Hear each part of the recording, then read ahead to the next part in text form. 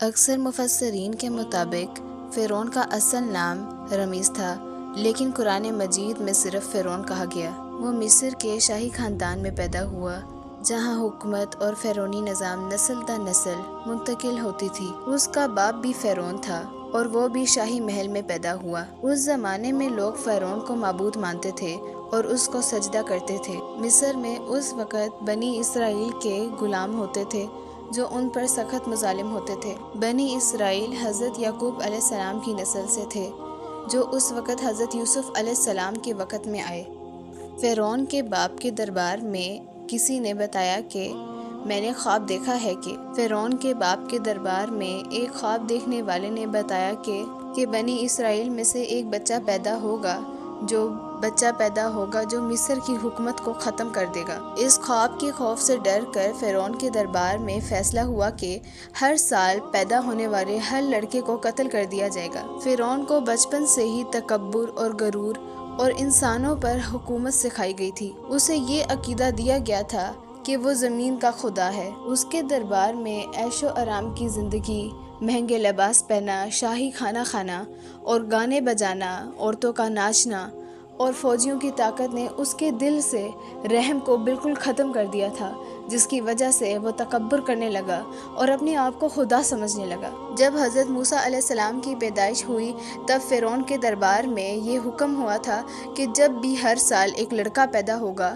تو ان لڑکوں کو قتل کر دیا جائے گا، اور حضرت موسیٰ علیہ السلام جب پیدا ہوئے تب یہ سارا سلسلہ جاری تھا۔ اسی طرح لڑکوں کو قتل کیا جا رہا تھا۔ جب حضرت موسیٰ علیہ السلام پیدا ہوئے تو اللہ تعالیٰ نے حضرت موسیٰ علیہ السلام کی والدہ کو وحی کی کہ وہ انہیں صندوق میں ڈال کر دریائے نیل میں بہا دیں۔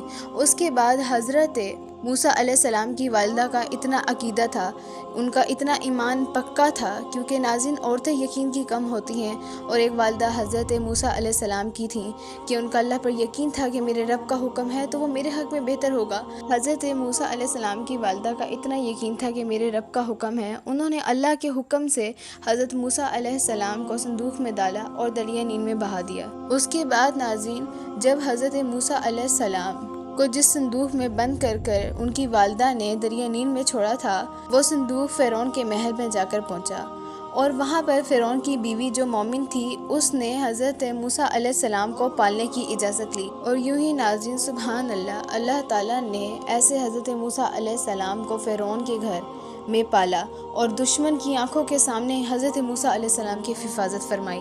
فرعون کا ایک مشہور قول تھا کہ میں تمہارا سب سے بڑا خدا ہوں۔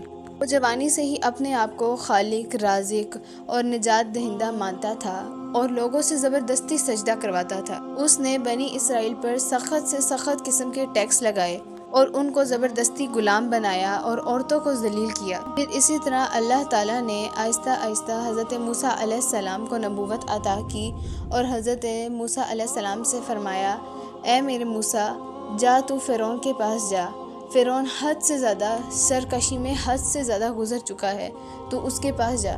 اسی طرح حضرت موسیٰ علیہ السلام فرعون کے پاس گئے اور کہنے لگے، حضرت موسیٰ علیہ السلام نے فرعون سے کہو کیا تو پاکیزگی اختیار کرے گا؟ کیا میں تجھے تیری رب کی طرف سے ہدایت دوں؟ اس پہ فرعون زور زور سے ہنسنے لگا اور زور زور سے کہہ کے مارنے لگا، کیونکہ اسے حضرت موسیٰ علیہ السلام کی یہ ساری بات مذاق لگ رہی تھی۔ ہاں ناظرین، اسے یہ بات مذاق لگے گی، کیونکہ جو شخص اپنے آپ کو خدا کہہ رہا ہے اور خدا ہونے کا دعویٰ کر رہا ہے، اسے کیسے حضرت موسیٰ علیہ السلام کی یہ بات اصل اور حقیقت لگے گی، اور وہ کیسے مانے گا کہ ایک خدا وہ ہے جس نے اس کو پیدا کیا اور یہ خود زمین پر خدا بننے کا دعویٰ کر رہا ہے۔ فرعون نے حضرت موسیٰ علیہ السلام کی اس بات پر مذاق اڑایا اور جادوگروں کو اکٹھا کر لیا، جادوگروں کو بلایا، اور حضرت موسیٰ علیہ السلام کے پاس وہ عصا تھا جو ان کے پاس شروع سے تھا۔ حضرت موسیٰ علیہ السلام نے اپنا عصا پھینکا تو وہ عصا اتنا بڑا اژدہا بن گئی کہ اس نے ان جادوگروں کے تمام سانپوں کو کھا لیا۔ اس کے بعد اللہ تعالیٰ نے فرعون کے اوپر عذاب نازل کر دیا۔ اللہ تعالیٰ نے پانی کو خون میں بدل دیا اور ٹیڈیوں، مینڈکوں جیسے عذاب کو جاری کر دیا، اور طوفان جیسا عذاب آ گیا۔ اور یہ سب دیکھ کے فرعون کہنے لگا، اگر یہ عذاب ٹل جائے گا تو میں ایمان لے آؤں گا۔ ہر دفعہ وہ ایسا کوئی عذاب دیکھ کر یہی کہتا کہ یہ عذاب ٹل جائے گا تو میں ایمان لے آؤں گا، مگر وہ ایسا نہ کرتا اور ہر باری جھوٹ بولتا اور ہر باری اللہ کی نافرمانی کرتا، مگر اللہ کو اس کے دل دماغ ہر چیز سے واقف ہے، کیونکہ اللہ سے اس دنیا میں کچھ پوشیدہ نہیں۔ اس کے بعد اللہ تعالیٰ نے حضرت موسیٰ علیہ السلام کو حکم دیا کہ بنی اسرائیل کو راتوں رات مصر سے لے جائیں۔ اسی طرح حضرت موسیٰ علیہ السلام بنی اسرائیل کو یہاں سے سمندر کنارے لے گئے۔ جیسے فرعون کو خبر ہوئی کہ حضرت موسیٰ علیہ السلام نے بنی اسرائیل کو یہاں سے لے گئے ہیں، تو وہ اور اس کا لشکر پیچھے آ گیا، اور اللہ تعالیٰ نے حضرت موسیٰ علیہ السلام کو حکم دیا کہ اپنے عصا کو سمندر میں ماریں۔ جیسے حضرت موسیٰ علیہ السلام نے اپنا عصا سمندر میں مارا تو سمندر سبحان اللہ دو رستوں میں منتقل ہو گیا، دو رستوں میں بدل گیا، سبحان اللہ۔ اس طرح اللہ تعالیٰ نے حضرت موسیٰ علیہ السلام کی مدد کی۔ اس طرح معجزے ہوتے ہیں اپنے اللہ پر یقین کرنے والے بندوں کے، اس پر توکل کرنے والے لوگوں کے ساتھ یوں معجزے ہوتے ہیں۔ اس طرح اللہ تعالیٰ نے موسیٰ علیہ السلام اور ان کے ساتھیوں کو رستے سے پار کرا دیا۔ فرعون کا لشکر اس وقت آ پہنچا جس وقت پانی واپس ہونے لگا اور وہ اس میں ڈوبنے لگے۔